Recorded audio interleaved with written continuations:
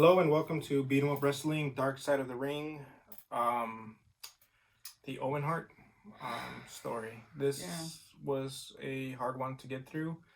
As many of you guys know that have been following us for the couple of months that we've been around, I'm a huge the Hart family and Hart Foundation fan, and just reliving some of the moments. This was his death happened in '99. We were fully conscious of what was going on. Yeah. And then just getting deeper into what really happened and how this was actually the fault of WWE as much as they want to deny it by changing the clip because they wanted him to save a couple of seconds so he could come out of it faster than and they said that the old rigging was too clunky, and then you find out that they got rid of the company that they were using to rigging and ended up having a stuntman do the rigging for him, a stuntman that had no experience actually rigging somebody to come down 80 feet. And then knowing that the show continued even though his blood was still on the indentation ring in the wooden ring. If you guys don't know how the ring works, pull it back, very small thing of padding, and then just wood, and then the wood was broken. So when people got in to do the wrestling, they could still feel it. And then the really messed up part was that it never became a crime scene. It never became anything for them to find out what really happened, for cops to investigate, because this could have been murder, and they just continued with it. Yeah, whoever was there that was right at that moment, because he had to walk through a catwalk. Whoever was there, like in that moment, could have just took off. You know, they could have told him to go somewhere. It wasn't. You know, luckily, it wasn't that kind of foul play. No, but I'm saying though, like the people involved in that moment, I'm pretty sure they were shaken, they were upset. But I'm pretty sure the powers that be were like, go home, go back to the hotel, go get some, you know, like PR took over from that moment. And that's what I meant. The cops weren't there to see who was right at that moment, right there. Who were you right there? Who was there at the top? Because it's not just one person that's with a wrestler. It had to be one or two people on the either side of him, you know, that were with him. And just to know, and then you're going down, you have people that are watching. Just, there was too many people that I feel that got a pass. Yeah. Because because there was like 3 or 4 matches. I remember specifically watching this as it unfolded. I'm not exactly sure what was going on in '99. All I remember is that stealing cable back in the day. And my cousin was watching it, and we were gonna come back in because at this time I was just telling him that I remember the Owen and Bret Hart feud, and I remember that's probably, I don't know why, I feel like that's something I remember a lot, and I did like Owen a lot, but it's probably why I didn't like Bret Hart that much to begin with, because I did like Owen. There was something about Owen I always liked. He was just a smaller guy, but he was so damn fast, and I wanted to see the match, and I remember, you know, my uncle calling us in, and then he said, "Oh my God, a wrestler died," and I remember that moment. And then nothing happened, because I remember them panning to the cameras. Like it's a very vivid memory of like being there. And I remember when I came home, I told my dad, and he couldn't believe it because it was on the news by that time. It was very quick turnaround on what happened to Owen Hart. Yeah, I just remember seeing this this whole thing unfold, and it just didn't feel right that the show continued. Even as I mean, I was in 8th grade at that time, to age myself. No, I was 7th grade. And it just didn't feel right. And then the next day at school, we were always into wrestling and all that stuff. But even then, it just felt dirty. The fact that the show continued, even though a brother, a husband, a father, a son had just died, and reliving it, seeing JR's expression, seeing Jerry Lawler's expression, and the fact that they're not even given any time to actually go through the emotions, but are thrown within 10 seconds. They're like, yeah, he passed away. 10, 9, 8, and then just thrown in. When JR is talking to King, and King gets up, and he gets up to go toward the ring, and when he comes back, like he looks like he's swallowing back whatever, because he knows before he even leaves the ring that he's no longer. That doesn't look like it's going to be a good thing. And to know that they They made them. I mean, like, it's a persona. It's exhausting. It's exhausting to be what you need to be on a regularly good day because you're executing. Sometimes you're not. It's not exhausting, but you do come down from that initial high of energy. But to tell somebody that something devastating, expect them to execute that much energy. Like, how are you supposed to just pretend nothing happened and go on with the rest of the show? Because I mean, it wasn't anywhere near the main event, so they still have to build up the main event for that night. It was like 3 or 4 matches before, and I'm just like, I don't know. It was.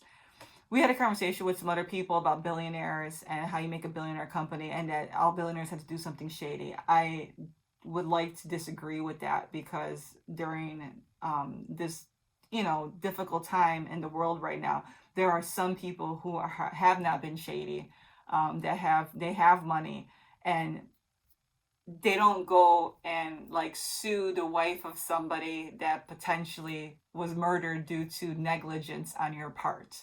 There's, shady business ethics, and then there's just downright cowardly shit. I think that you know what I mean. Like, I think we don't even have to say assuming that there was negligence. I think it's pretty clear that there was negligence in the WWE. Oh yeah, I'm just trying to be like nonpartisan and say assuming. I totally agree that there was complete negligence. The billionaire talk is like, billionaires exploit work, and that's what billionaires do. You can't be a billionaire without exploiting somebody. Yeah.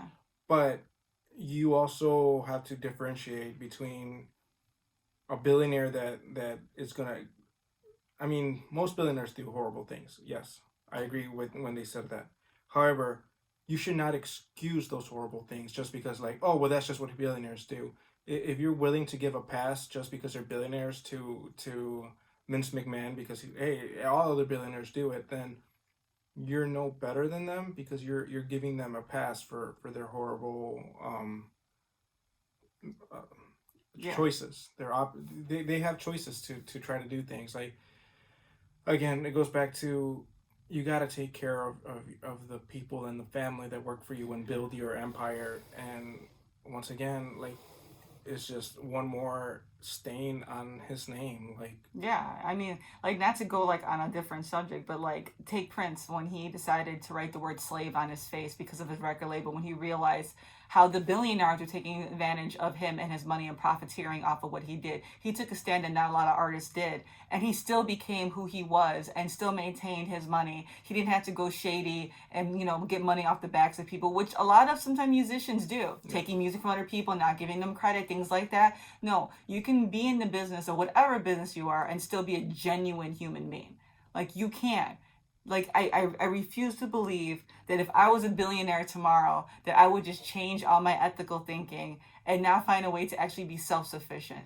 Like, to say that it's an excuse is just, I don't know. Then, like, I don't know. Yeah, just don't excuse their bad behavior. You can't excuse their bad behavior. You can separate the entity of what he created and like the talents. You're not saying you can't do that. You can like the talent that works for him, but remember who they work for, and if the next day if something happened to one of the wrestlers, say tomorrow, say on Friday.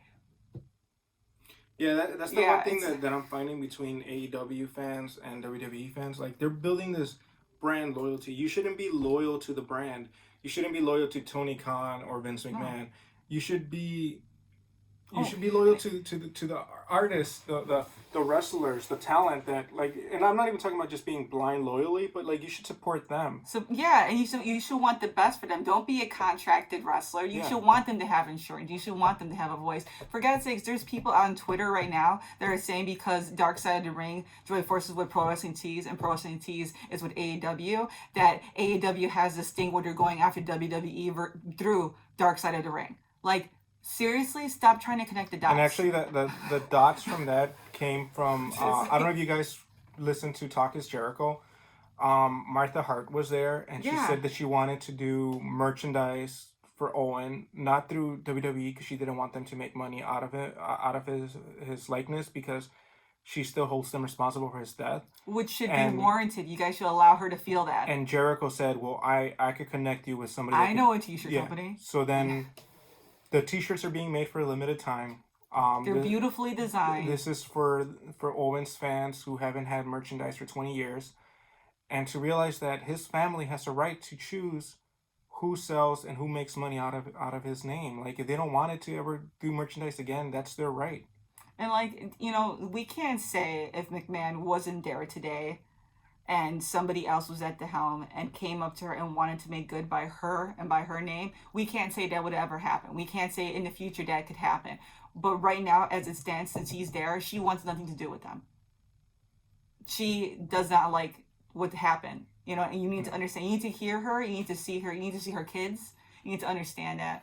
And it's not AEW, it's not WWE. It's between a family who lost somebody that they loved, like you said, a father, a brother, a son, and a husband, and it's not. Who gives a crap about the Hall of Fame? He's in the Hall of Fame in everybody else's hearts. We all know he's there. He doesn't need to have a plaque in WWE for us to know that he's there. So if he ever gets inducted somewhere else in a different organization, that is completely up to his family and what they want to do. But we all know that he is top tier. He is what Jericho said. If Malenko would have came in, Guerrero and everybody at the time, if he would have still been around, he would have been the legend. He was he reminded me of the prototypical Kenny Omega. Yeah, he was a guy, prototype. Yeah, he was a guy that could turn on seriousness and comedy. He was a guy that could go with some of the more technical wrestlers or some of the cruiserweight talent that was coming up from WCW, and all because they wanted to make him come down to the ring faster and be able to take off the rigging faster. They jeopardized his life.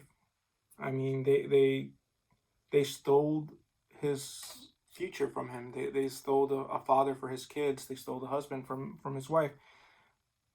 Because they just thought that the professional rigging looked too clunky, so they wanted to go with something that was not safe. And mind you, like, at the time he's doing this, Owen's, as Owen Hart, it was kind of fizzling, so they had him bring back his character. The Blue Blazer. And it was a gimmick he didn't need. Yeah. And he died for a gimmick. You want him to come down like a superhero, and it was supposed to be stupid. And if you like just for a second, if you say this would never happen and he would have came down, not discrediting the Godfather, but the idea of what he was and how he acted right before his promo, it was all a gimmick, and he didn't need any of that. He really didn't.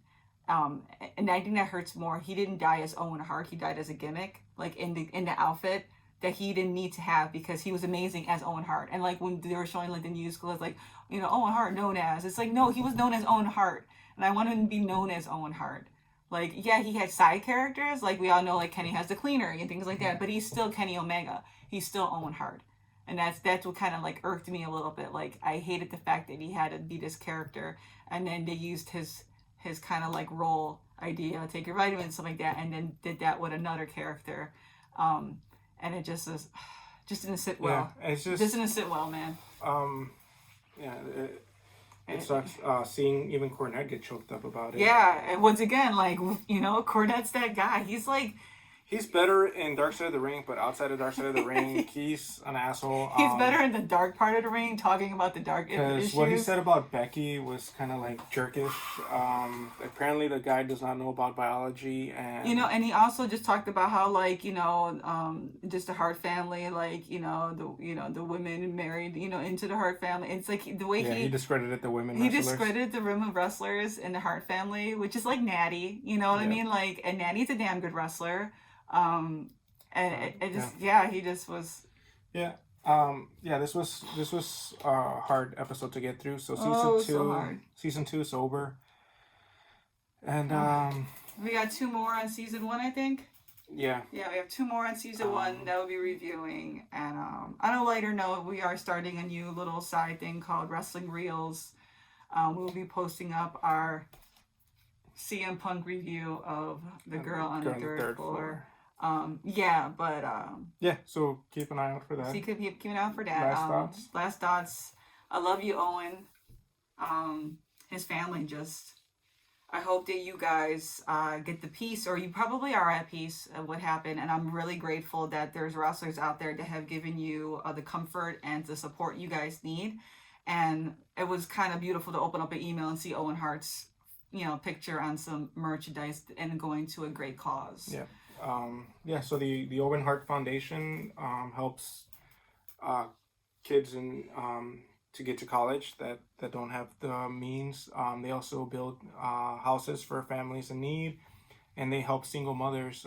There's a lot of other stuff Yeah, that they do. A lot of good stuff. Yeah. So I think the best part to take is what his son said. Like, his father doesn't need to be in a Hall of Fame because his father's name is in the Owen Hart Foundation, and yeah, and he was more than just a wrestler. Yeah. Yeah, he was a good person, a good father, and I'm proud of them. I don't know them, but I'm proud of them. I'm proud of how strong Martha is. So yeah, she took on the biggest organization in the world, and has stood to her morals, and hasn't done anything to jeopardize the legacy that she and Owen built for themselves. Yeah.